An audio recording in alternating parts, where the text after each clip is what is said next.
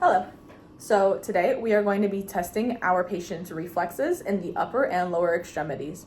So to start, we're going to test the bicep tendon. So we're going to locate the bicep tendon on the arm and then palpating it. To make sure that you are on the tendon, you ask the patient to raise their forearm slightly.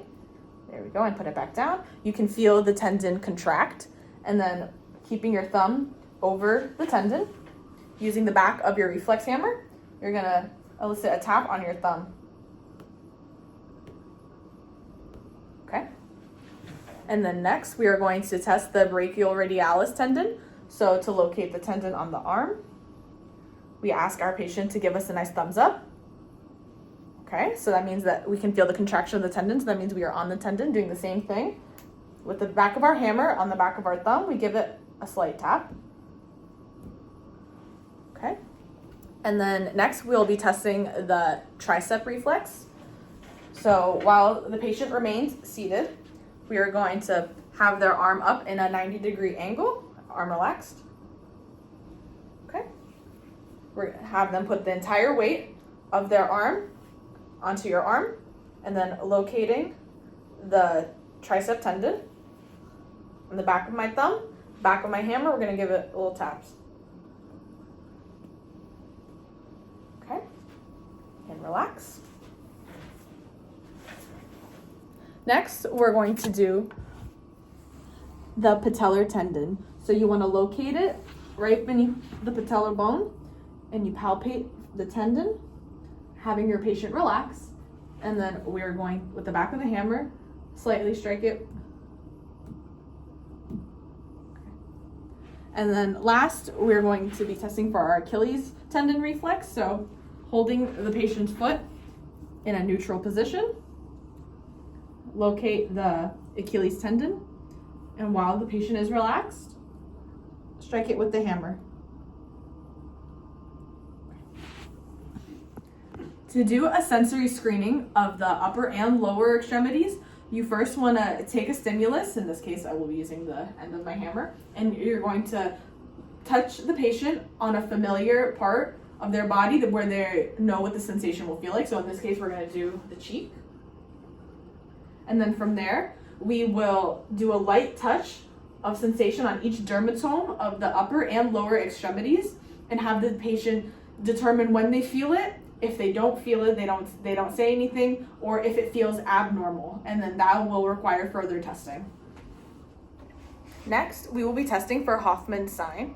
So placing our patient's arm on a table, and we are going to, with their fingers slightly flexed, hold the middle finger in place, and then give a slight flick into flexion for the middle finger.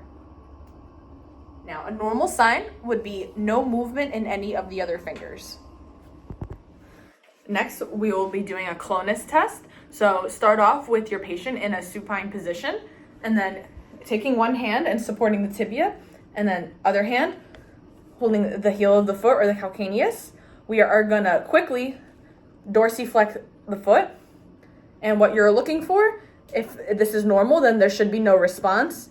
But any signs of clonus will show shaking in the patient's foot. So next, we test for Babinski's sign. So having your patient remove their socks, we take a sharp object, and from the bottom of their foot, we follow the lateral aspect of their foot to the big toe. So scraping along the lateral to midline of the foot to the big toe. A normal response is movement in the big toe. An abnormal response would be flexion of all the other toes and extension of the big toe.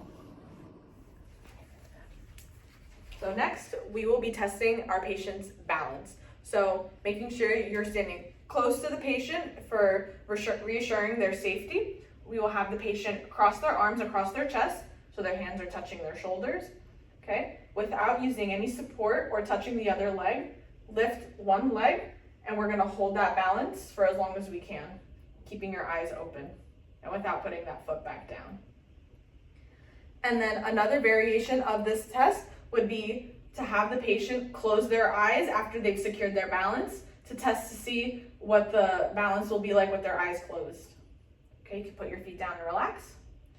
Next, we will be doing the Romberg test. So patient with their arms crossed are going to put their feet together, and then they're going to hold this position for as long as they can, or about 30 seconds.